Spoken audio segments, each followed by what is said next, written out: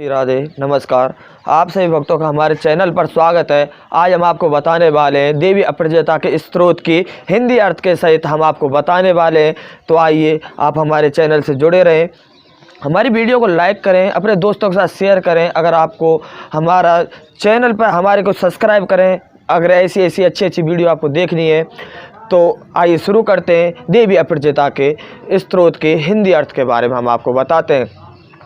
अपराजिता का अर्थ है जो कभी पराजित नहीं होता। देवी अपराजिता के संबंध में कुछ महत्वपूर्ण तथ्य भी हैं जो जानने योग्य हैं, जैसे कि उनकी मूलभूत प्रकृति कैसे हुई थी, क्या है।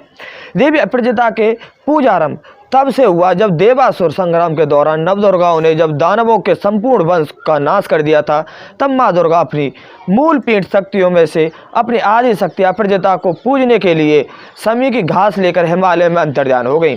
बाद में आर्यवर्त के राजाओं ने विजय पर्व के रूप में विजयदशमी की स्थापना की, जो कि नवरात्रों के बाद प्रचलन में आई। स्मरण रहे कि उस वक्त की विजयदशमी मूलतः देवताओं द्वारा दानवों पर विजय प्राप्त के लिए उपलक्ष्य में मनाई गई थी। स्वाभाविक रूप से नवरात्रों में के 10वें दिन ही विजयदशमी मनाने के लिए परंपरा चली। इसके पश्चात जब पुनः त्रेता युग में रावण के अत्याचारों से पृथ्वी एवं देवता त्रस्त हुए, तो पुनः पुरुषोत्तम राम द्वारा दशहरे के दिन रावण के अंत किया गया, जो कि एक बार पुनः विजयदशमी के रूप में सामने आया। और इसके साथ ही एक सोपन और भी जुड़ गया, और विजयदशमी के दिन हमारे जो स्वप्न है विजयदशमी के, उनके बारे में हमें पता चलता है। अगर आप यह कहा जाए कि विजयदशमी और देवी अपराजिता का संबंध बहुत हद तक क्षत्रिय राजाओं के साथ गहरा और अनुकूल है, तो संभवतः कई अतिशयोक्ति नहीं होगी, किंतु इसमें किसी पूर्व धारणा की तरह नहीं स्वीकार करना चाहिए कि अपराजिता क्षत्रियों की देवी है और अन्य वर्ग के लोग इसकी साधना आराधना नहीं कर सकते। बहुत से स्थलों में देवी अपराजिता के संबंध में विभिन्न कथाएं और विधियां मिल जाती हैं, लेकिन इनमें मूल भेद बहुत ही परिलक्षित होना है। परंतु उनका साधना करने से पूर्व किसी जानकार व्यक्ति की सलाह ले लेनी चाहिए, आवश्यक ले लेनी चाहिए, जिससे अशुद्धियाँ और गलतियों में कुछ हद तक छुटकारा पाया जा सके। हालांकि 100% शुद्धता ला पाना साधारणतः सर्वसाधारण के बस की बात नहीं है, किंतु अल्प अशुद्धियाँ सफलता के मापदंड को बढ़ा देती है। साथ ही भावयुक्त साधना भी अशुद्धियों के तिरस्कृत कर देती है, जिससे अधिक अच्छे परिणाम मिल ही जाते हैं। देवी अपराजिता शक्ति की 9 पीठ शक्तियों में से एक है, जिनका क्रम निम्न प्रकार है। एक एवं जया और विजया से संबंधित बहुत सी कथाएं भी प्रचलित हैं, जो देवी पार्वती की बहुत ही अभिन्न सखियों के रूप में जानी जाती है। शक्ति की बहुत सी सहकारी शक्तियां हैं अपराजिता, जो कभी पराजित नहीं हो सकती है और ना ही अपने साधकों को कभी पराजय का मुख देखने देती है। विषम परिस्थितियों में जब सभी रास्ते बंद हो जाते हैं, उस स्थिति में भी हंसी खेल में अपने साधकों को बचा ले जाने बहुत ही उनकी मामूली काम है। महामाया शक्ति के लिए बहुत ही आसान काम है। अपराजिता की साधना के संबंध में धर्म सिंधु जो वर्णन है यह निम्न प्रकार है। धर्म सिंधु में अपराजिता की पूजन की विधि संक्षेप में इस प्रकार है। अप्रभा यानी रात्रि में गांव के उत्तर पूर्व जाना चाहिए। एक स्वच्छ स्थल पर गोबर से लीप लेना चाहिए। एक स्वच्छ जगह को गोबर से लीप लेना चाहिए। चंदन से 8 कोणों का एक चित्र खींच देना चाहिए। उसके पश्चात संकल्प करना चाहिए। मम सकुटम में 6 में सिद्धार्थ परम पूजनम करिष्ये। राजाओं के लिए वैवाहिक संकल्प आगे हम बताएंगे। अब हम आपको बताते हैं मम सकुटम में यात्रा विजय सिद्धार्थ परम जिता पूजनम करिष्ये।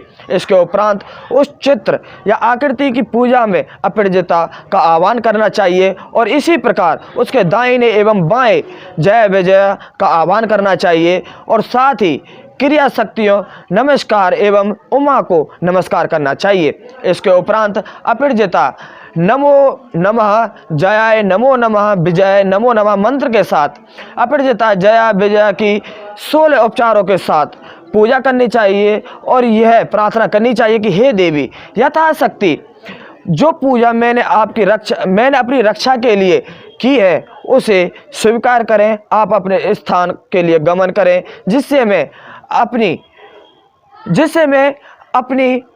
अपनी बार पुनः आपका आह्वान करूं और आपकी वंदना कर सकूं।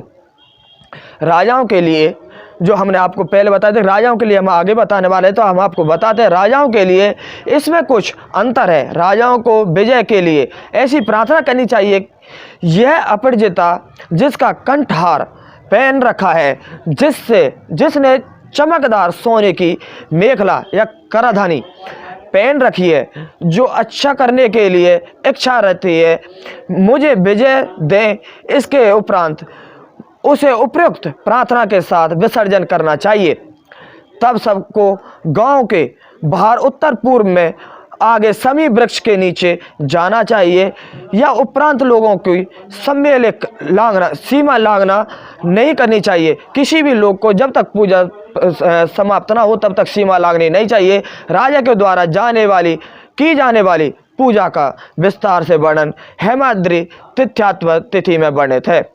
मैंने अपने हिसाब से देवी अपराजिता का पूजन शक्ति का क्रम में ही किया जाना चाहिए, ठीक जैसे अन्य शक्तियां साधनाएं संपन्न की जाती हैं। प्रथम गुरु पूजन, द्वितीय गणपति पूजन, भैरव पूजन, देवी पूजन, अपनी सुविधा अनुसार पंचोपचार, षोडशोपचार इत्यादि से पूजन संपन्न करना चाहिए। मंत्र जप करना चाहिए, स्तोत्र जप आदि संपन्न करें और अंत में होम विधि का संपन्न करें। संकल्प रहे और उनको संपन्न करें।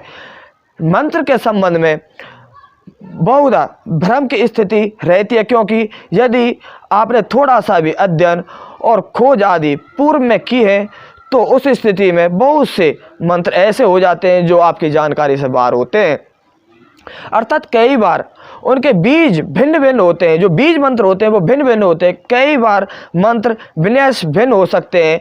तो इस दशा में सीमित ज्ञान आपको भ्रमित कर देता है। परंतु सभी मित्रों को मेरी एक ही सलाह है कि शक्ति मंत्रों में यदि ह्रीम, क्लीम, क्रीम, ऐंग, श्रीम आदि आते हैं तो उन मंत्रों को भेदमक दृष्टि से ना देखें, क्योंकि एक परम आद्य शक्ति के तीन भक्तों यानी कि भेदों के भक्तों के हितार्थ बने, जिन्हें निशक्ति त्रिशक्ति के नाम से भी जाना जाता है। उन त्रिशक्ति के नाम है महाकाली, महालक्ष्मी, महासरस्वती।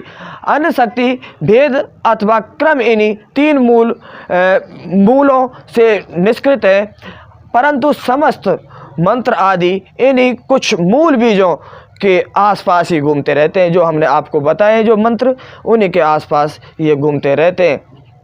इसके अतिरिक्त इस बात पर मंत्र का विन्यास निर्भर करता है कि जिस भी मंत्र का वेदता ने उस मंत्र का निर्माण किया है, उस संभव समान वास्तव में उनका दृष्टिकोण और आवश्यकता क्यों ही इतनी लंबी रही होगी। जिन्होंने इस मंत्र को बनाया है, जिन्होंने इस मंत्र की खोज की है, उन्होंने बहुत ही, जिन ऋषि मुनियों ने खोज की है उनकी बहुत दूर की दृष्टि रही होगी। हालांकि यह सब बातें तो बहुत दूर की है और लंबी सोच की है, परंतु ज़्यादा ना भटकते हुए बस इतना ही कहूँगा कि यदि कभी भी मंत्र का संसार समझ में ना आए तो सबसे आसान उपाय है कि उस देवता या देवी की गायत्री मंत्र का जप करना चाहिए। अगर हमको कोई भी चीज़ समझ में नहीं आए तो हमें उस देवी या देवता की जो गायत्री मंत्र है उसकी पूजा हमें करनी चाहिए, उसका उच्चारण हमें करना चाहिए। हालांकि सब बातें तो बहुत दूर की हैं और लंबी सोच की हैं, परंतु ज़्यादा न भटकते हुए इन बातों का हमें ध्यान रखना चाहिए। ओम सर्वविजयेश्वरी विदाय महाशक्ति धीमहि तन्नो अपराजिताय प्रचोदयात्।